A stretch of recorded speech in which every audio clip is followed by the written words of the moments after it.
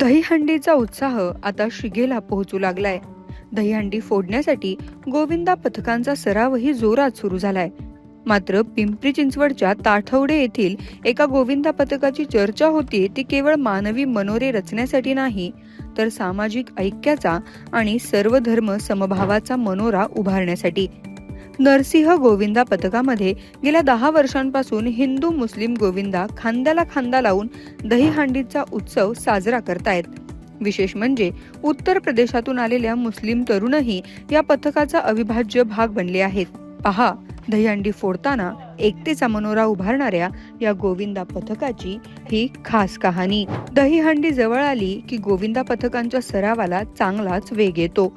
पिंपरी चिंचवडच्या ताथवडेतही रात्रीचा दिवस करत नरसिंह गोविंदा पथकाचा कसून सराव सुरू आहे.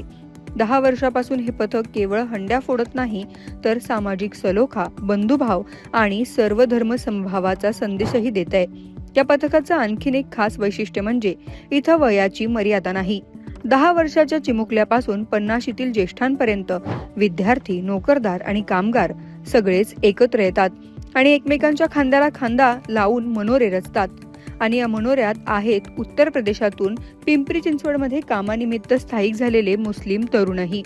उत्तर प्रदेशात असताना दुरून दहीहंडीचे थर पाहणारे हे तरुण महाराष्ट्रात आल्यानंतर मात्र थेट थरावर चढले, तेही कोणताही भेदभाव न करता. त्यांच्या या अनुभवातला आनंद त्यांच्या शब्दातूनच ऐकूया. देखिए, मेरे गांव में ऐसे रिस्पॉन्सिबिलिटी के साथ नहीं रहता है. जो भी रहता है वो लड़के अपने में करते हैं और ख़त्म भी कर देते हैं अपनी तरफ से भी. उधर कोई जिम्मेदार व्यक्ति होता है तो वो भी कभी आता भी है तो कभी नहीं आता है. लेकिन देखिए, मैं तो कास्ट से मुस्लिम हूँ, इसके बारे में मुझे पूरा पता नहीं है. जो है वो देखा हूँ, वो बता रहा हूँ. तुम्हारे गांव में जो दहीहंडी रहता उसमें इन्वॉल्व होते थे क्या?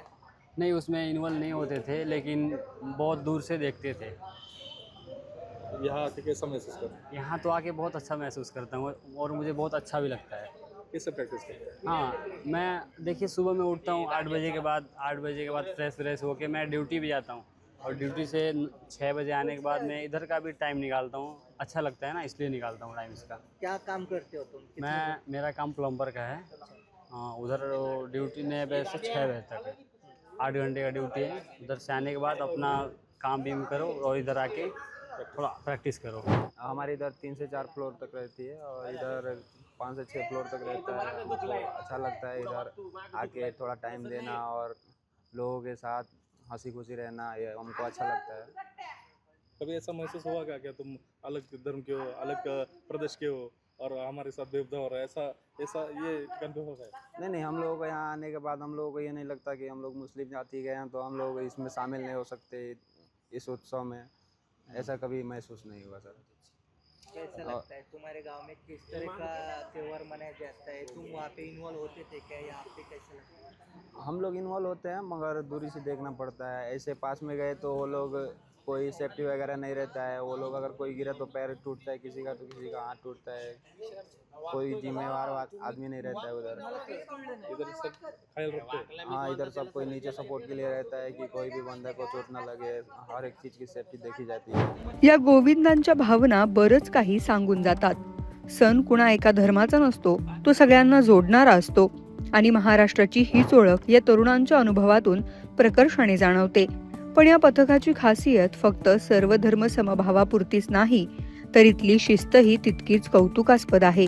दिवसा शाळा, नोकरी, कंपनीत 8-8 तासांचं काम आणि हे सगळं आटोपून रात्री 2 ते 3 तास सरावासाठी हजेरी.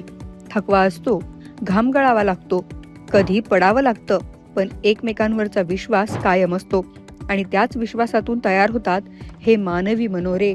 साधारणतः 20 ते 25 हंड्या फोडल्या असतील आणि अनुभव म्हणजे जसं असं वर्ष वाढत गेलं तसं तसा अनुभव मिळत गेला.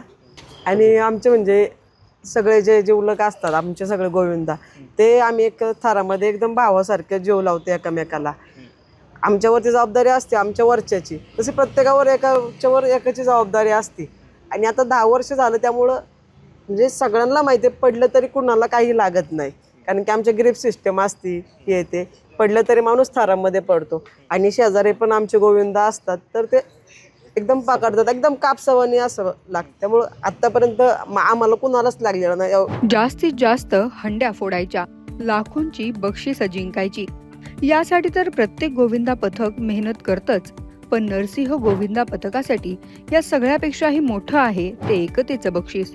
धर्म वेगळे असतील, भाषा वेगळी असेल, राज्य वेगळी असतील, पण एकमेकांच्या खांद्याला खांदा लावून उभं राहिलं तर कितीही उंच मानवी मनोरे सहज रचू शकतो.